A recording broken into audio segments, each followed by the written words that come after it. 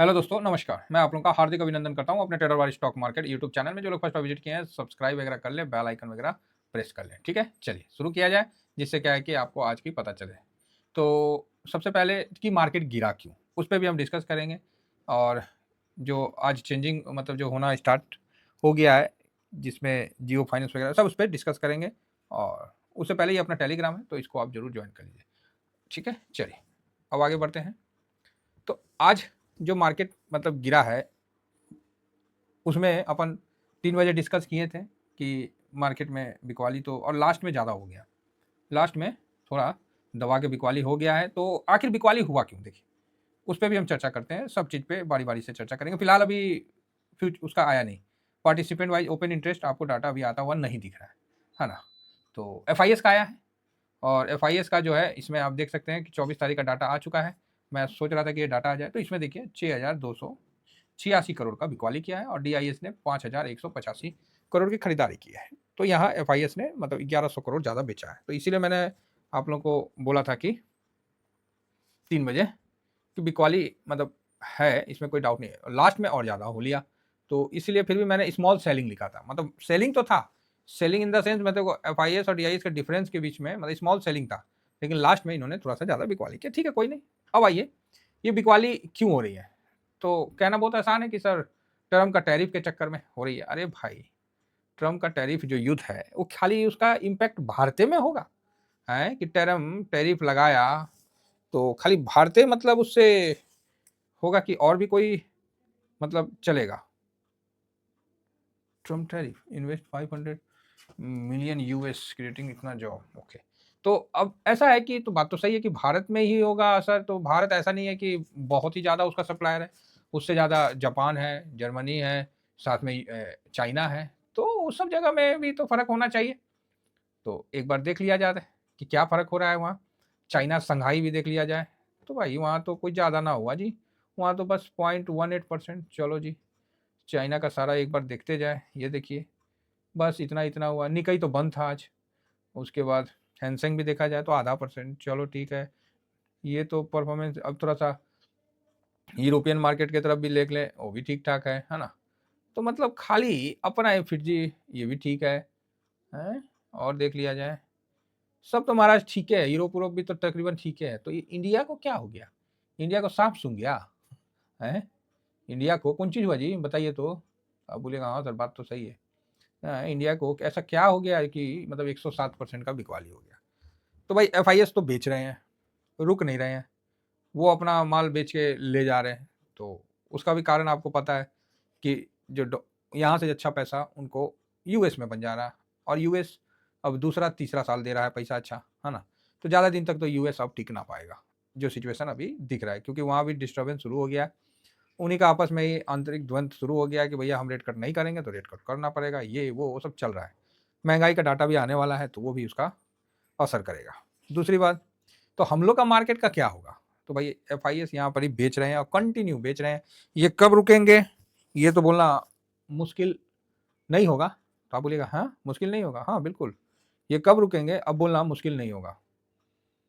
तो इनका रुकने का अब चांस ज़्यादा बन गया है। देखिए, सबसे पहली बात, भारत में बिकवाली शुरू क्यों हुई? सबसे पहले भारत में जीडीपी का डाटा खराब आया, ठीक? 8 पॉइंट का हम करेंगे, 8 पॉइंट से हम ग्रो करेंगे, तभी ना इतना आदमी आया जी। और वहाँ आपको जीडीपी का डाटा खराब आया। तो एफआईएस को लगा झटका। फिर उसके बाद और खराब आया, बोला ओहो! तो बेचो। उसके बाद आप 8 का बात कर रहे थे और घटा के 5 पे ले आए, 6 पे ले आए। तो आप ही बताइए, तो एफआईएस क्यों नहीं बेचेगा? उसके बाद अलग से आपका रुपया कमज़ोर हो रहा है ना? डॉलर के मुकाबला। तो उसको यहाँ से ज़्यादा तो उसके बॉन्ड में बन जा रहा है। बॉन्ड में वहाँ पैसा लग रहा है, देखिए वहाँ बॉन्ड यील्ड कम आ रहा है। तो उसको तो पैसा यहाँ से वहाँ बन जा रहा है। तो यहाँ पर ये क्या करेगा? आप ही बताइए। एफआईएस को तो पैसा लगाना है, पैसा बनाना है। वो तो भाई देख रहा है यहाँ इंडिया में लगा, यहाँ तो रुपया में लगाना पड़ रहा है, रुपया कमज़ोर हो रहा है, वहाँ उसका पैसा ऐसे ही नीचे गिर रहा है। 100 का रुपया लेके आया नहीं कि यहाँ लगाते साथ और नीचे गिर लिया, क्योंकि उसको तो कन्वर्ट करके डॉलर में ले जाना है ना। तो ये भी चक्कर सर अभी खतरनाक टाइप का है। तो ये चीज़ आपको देखने को मिलेगा। तो एफआईएस का पैसा वहाँ बॉन्ड में ही ज़्यादा अच्छा बन जा रहा है। तो बोलता है भैया ना हम चाइना जाएँगे, ना हम कहीं जाएँगे, अभी हम चलेंगे वो। और ऐसा नहीं है ना कि भारत में गिरने का कारण यही रहा कि 8 बोल के आप 6 ला रहे हैं और अभी और भी 5, बीच में तो और स्थिति खराब था। तो यहाँ ऐसा है कि एफआईएस को रुकने का कोई कारण नहीं मिला, तो भैया एफआईएस चल दी। एफआईएस जस्ट लाइक एक कस्टमर है, ठीक है। उनको यहाँ नहीं मिला अपॉर्चुनिटी, वो चाइना चले जाएंगे, उनको चाइना नहीं मिला तो ब्राजील चले जाएंगे, उनको ब्राजील से मन भर गया तो वापस से अपना देश में चले जाएंगे। तो ऐसा नहीं है कि वो एक जगह बंधे रहेंगे, उनके लिए फ्रीडम है, उनको जहां अच्छा मिलता है वहां पर वो चले जाते हैं। तो यहाँ पर सरकार ने इस तरह का काम किया तो वो चले गए और जा रहे हैं। तो ये सबसे महत्वपूर्ण कारण है। अब ऐसा है कि अब हम लोग अब आप बोलोगे सर तो यहाँ से क्या अभी और गिरेगा, देखिए ये चीज कहना तो बिल्कुल सही है कि और गिरेगा क्या, लेकिन हम लोग का मानना है कि नहीं, अब तकरीबन गिरावट इसका मोटा मोटी अपने तरफ से तो हो लिया है। अब लास्ट का 2-4-5% तो आपको पैनिक देगा ही देगा, ठीक है। तो लास्ट का ही पैनिक होता है। तो उसके लिए हम समझते हैं कि पीई के बारे में जो हम लोग आपस में डिस्कस पहले भी किए हैं कि निफ्टी का जो पीई है ना काफी आकर्षक वैल्यू पे आ चुका है, ठीक है।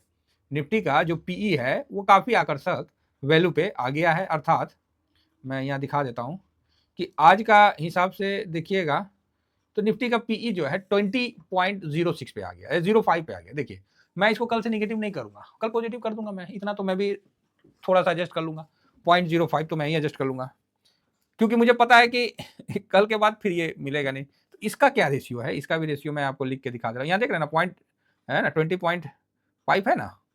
तो अभी जो इसका एक रेशियो बनता है, अगर 5 साल का डाटा बोलिएगा तो मैं डाउनलोड करके आप लोगों के सामने दिखा दूंगा कि इसके आधार पर इसका जो हाई बना था और इसका हाई कितना बना था, लो कितना है और एवरेज कितना है ना, जो एवरेज है वो कितना है। तो इसके आधार पे जाइएगा ना तो इसका पीई का हाई बना था 42 के हिसाब में, मतलब कोरोना भी देख लिए, युद्ध भी देख लिए, सब कुछ तो देख ही लिए, उस हिसाब से जाइएगा तो 42 बना था। और लो जाइएगा तो 17.15 भी आया था, ठीक है, 17.15 भी आया था। तो इस बेस पे अगर जाया जाए तो एवरेज इसी में देखिएगा थोड़ा सा 19-20 हो सकता है, तो एवरेज निकल के आया 24.84। तो कहीं ना कहीं ये 24.84 से तो काफी नीचे आ गया है, ये देखो 20 के पास है भाई, एक नंबर हो चुका है, लो से थोड़ा दूर है ना, लो से दूर है भाई साहब। मैंने आप लोगों को बोला था ना एक टाइम में कि 20 के नीचे जाने के बाद ना आप किसी का इन्विटेशन का कार्ड का इंतजार मत करना। पीई साइडवेज हो जाए 2-4% निफ्टी और ज्यादा निकल जाएगा, लेकिन उसको वापस आने का पूरा संभावना है। ये इंडेक्स है, स्टॉक नहीं है। स्टॉक में गिरावट में भैया कोई भरोसा नहीं है कि वापस आएगा कि नहीं आएगा, लेकिन इंडेक्स भैया हमेशा वापस आया, ये खासियत है, ठीक है। अब यही इंडेक्स है निफ्टी में। अब देखिए निफ्टी में हुआ क्या कि आपको ब्रिटानिया है ना, और क्या है बीपीसीएल था ना, एक मिनट, उसको बाहर निकाल दिया। अब बोलिएगा क्या बात कर रहे हैं, हाँ उसको बाहर निकाल दिया आपको ये, हाँ जोमेटो एंड जियो फाइनेंस। देखिए जियो फाइनेंस आ गया ना, धीरे धीरे आ गया ना निफ्टी में। ये बात हम आज बोले थे, 6 महीना 8 महीना पहले बोले थे आप लोगों को कि जियो फाइनेंस निफ्टी का पार्ट बनेगा, आ गया ना। ऐसे तो ना आएगा सर टॉप पे सोचोगे कि निफ्टी में एंट्री हो जाए, ना ना, टॉप में तो एंट्री में ना होगा, ये तो अपने हिसाब से लाएगा। आ गया जियो फाइनेंस है, आ गया ना। अब आपको बताने की जरूरत है क्या जियो फाइनेंस के बारे में, बाकी आप लोग समझदार हैं। जोमेटो भी आ गया, जो हम इसको जोमेटो बोलते हैं, जेमाटो जो भी है वो भी आ गया है, दोनों भैया एंट्री मार दिया, ठीक है। तो जियो फाइनेंस का आना तो कंफर्म था कि वो आएगा ही आएगा, हम लोग 8 महीना पहले ही इसका कर रखे थे। लेकिन जोमेटो का आना एक आश्चर्य रहा कि चलो ये सिस्टम ऐसा भाग लिया कि 50 का माल आज देखिए कितना ऊपर निकल गया है, ये सामने ही है। तो दोनों का एंट्री हो गया है।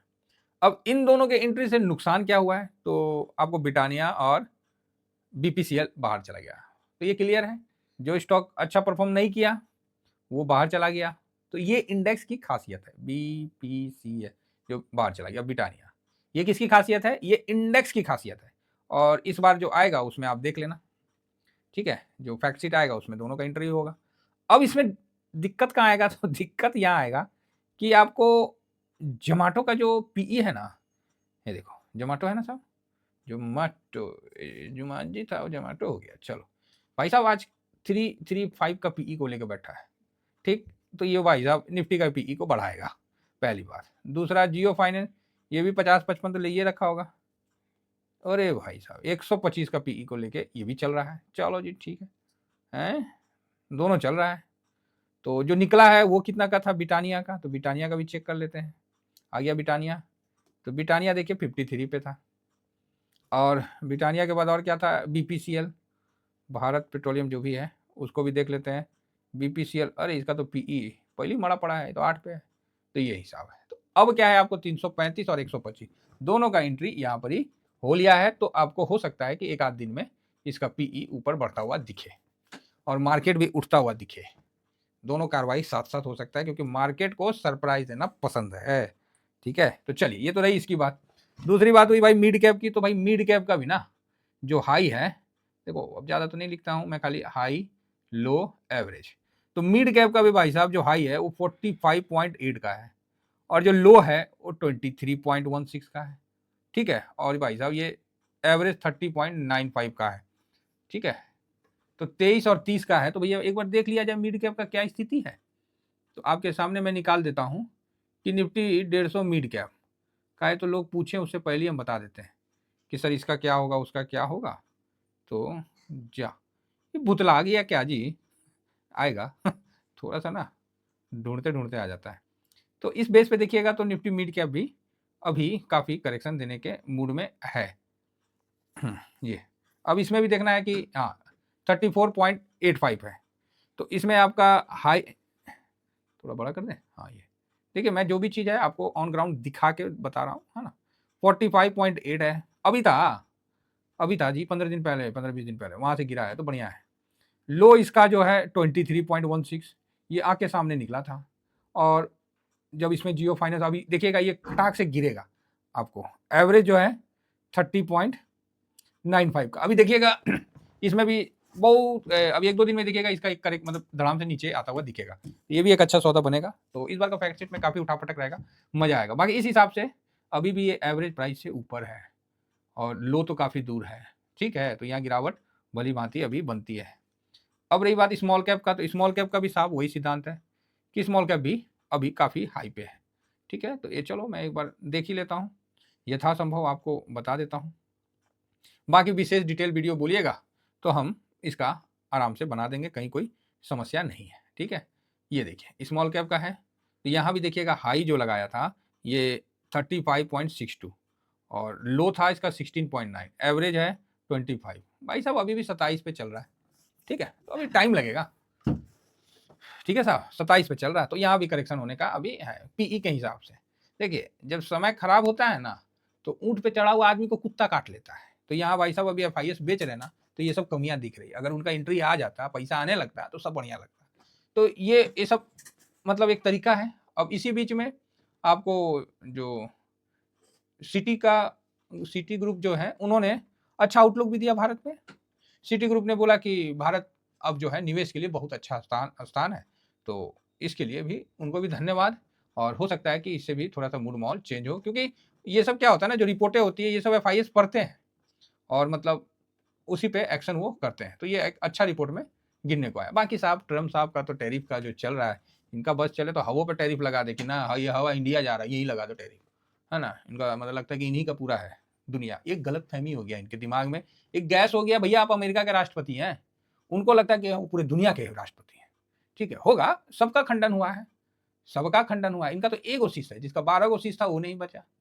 ठीक है, तो समय है, तो क्लियर समझिए, जिसका 10-12 शीश रहा वो नहीं बचा, इनका तो एक सर है, यहाँ 10 वाले नहीं बचे, तो ये कहाँ बचेंगे।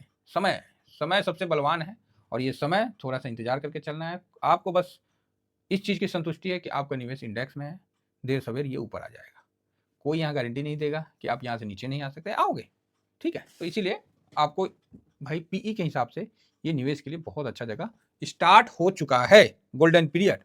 बाकी करना नहीं करना वो आपके वो अपने ऊपर है। ठीक है, क्योंकि उस समय बड़ा खराब लगता है कि जब निफ्टी 26,000 पे था, तो सर हम निफ्टी में इन्वेस्ट नहीं कर पाए। क्या अभी इन्वेस्ट कर दें, क्या अभी कर दें, उस समय का जोश और अभी का देखिए। अब तो लोग यहाँ तक भी आ गए कि सर अब तो रहने दो, बहुत गिर गया। अरे भैया हमारे हाथ में कुछ थोड़ी है, मेरे हाथ में रहता तो मैं तो निफ्टी 40,000 ले जाता। ठीक है, तो कोई नहीं, हो जाएगा, थोड़ा समय दीजिए, पेशेंस के साथ, मजा आएगा। थैंक यू वेरी मच, जय हिंद, जय भारत।